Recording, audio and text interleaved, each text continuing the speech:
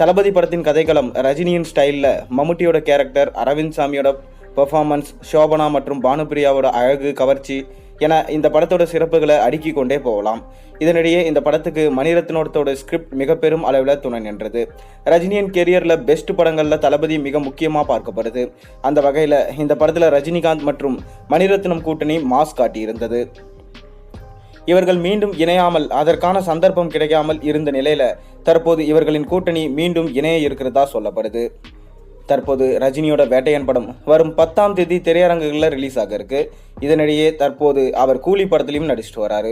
லோகேஷ் கனகராஜ் இயக்கத்தில் விசாகப்பட்டினத்தில் கூலி படத்தின் ஷூட்டிங் நடந்து வந்த நிலையில கடந்த சில தினங்களுக்கு முன்பு ரஜினியின் உடல்நலம் பாதிக்கப்பட்டதனால இந்த படத்தின் ஷூட்டிங் அவர் தொடர்ந்து பங்கேற்க முடியல.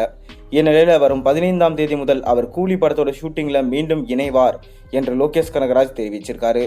இந்நிலையில அடுத்ததான் நெல்சன் திலீப்குமார்